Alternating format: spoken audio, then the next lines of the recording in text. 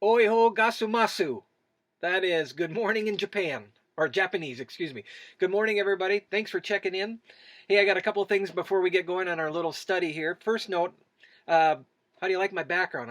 We just got a new camera. I just picked it up from my son. He's a gamer, and my younger son, and he had an extra camera, and I was just using one off my computer, and it didn't come in very good. So hopefully you can see me a little bit better. I don't know if that's good for you, but so be it.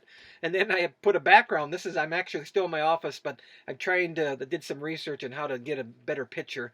And although we still got a little bit more to do because I got a black shirt and I look like I'm a ghost just with a white head and white arms flowing through the sky or through the air. So we'll get that corrected, but hopefully you can see me a little bit better.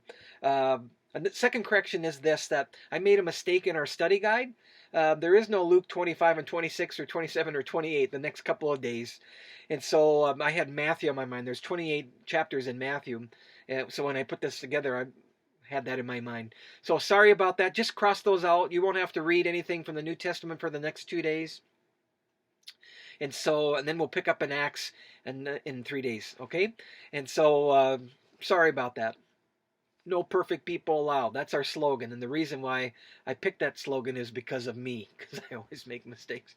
All right, here we go. Favorite verse from yesterday. Psalms 33:11. But the plans of the Lord stand forever, and the purposes of his heart through all generations. I thought that verse was really, really good when you think about the chaos that we're going through and the chaos that people live through, and you're going like, where is this going? What's happening? But we just have to trust that God has a plan for us and that we can be confident in that plan. We don't have to worry about that. We do what we can to survive and to deal with it, but that we trust in God because he's taking us somewhere. He's moving history in a certain direction, that we trust in that. So I think that's a very, very important verse. All right, let's look at our text today. First in Psalms 34. This is a very interesting text for a couple different reasons. The first is that I want you to note the title underneath where it says Psalms 34 and there's those little titles. And the title reads like this. It says, Of David, when he pretended to be insane before Abimelech, who drove him away and left him. When I read that, I'm going like, I want to read that story. What do you mean David became insane or pretended to be insane? So that story is found in 1 Samuel 21, verses 10 through 15. Let me give you some background of that. David was fleeing from King Saul, which he did a lot of his life. King Saul was the first king of Israel. And he started out to be a great king, but he became very prideful. And then it also looks like he developed some kind of mental illness because he would throw fits. He would be great at one time, and then he'd throw fits another time. And David would go and play the harp for him. He was a young man, and that would calm his spirit. But then he would throw a spear at David. And so David became a really great warrior for Saul, and people started to really love David.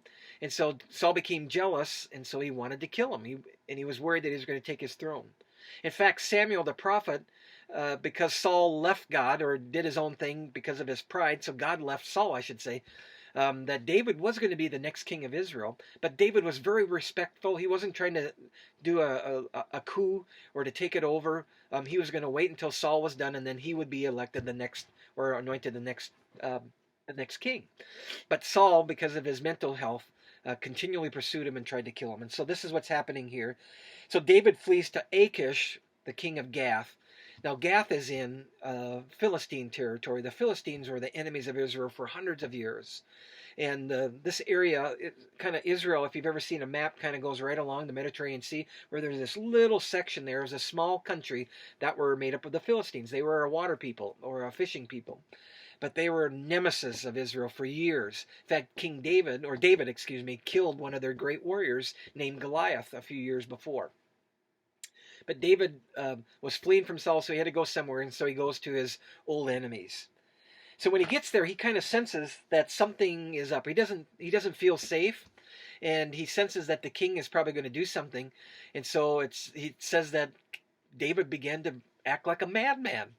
And literally that he got down on all fours and started to claw at the ground, and then he was not foaming, but drooling at the mouth, so it was over his beard. And people were going like, this is the great warrior David? What in the world is going on? And the king looks at him and goes like, what is going on? Who is this guy? I don't want to deal with this madman. Get him out of here. And so they take David out, and as soon as David gets out and the servants go back in, David takes off and he flees. And he gets away. That's awesome.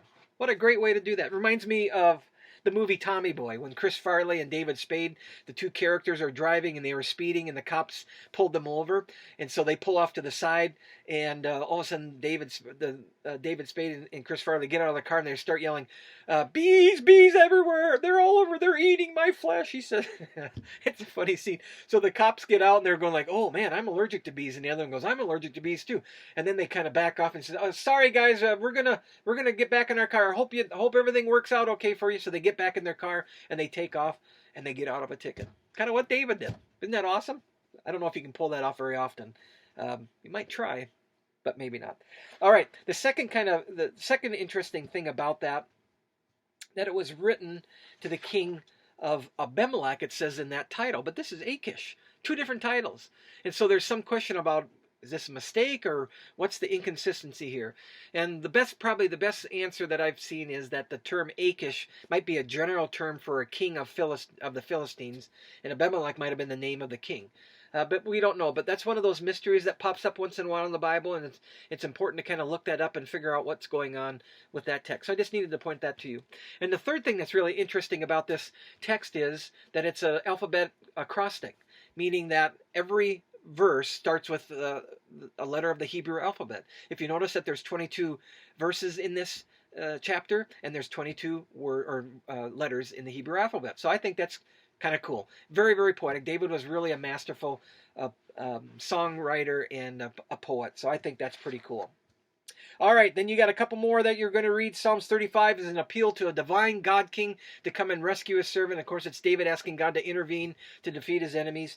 And Psalms 36 is a prayer of a person that relies on God's faithfulness as he lives in a culture that doesn't like God or that's far from God. It's a psalm that really matches kind of our culture as we get farther and farther away from following the Lord. So that's a good psalm to read. All right, that's it. I hope that you have a good day today. Tomorrow is Easter. We're going to get ready to celebrate the resurrection, and I'll talk with you then. 2 times I'll talk with you. I'll give you one of these, and I'll also give you a message tomorrow as well. Blessings, everyone. See you tomorrow.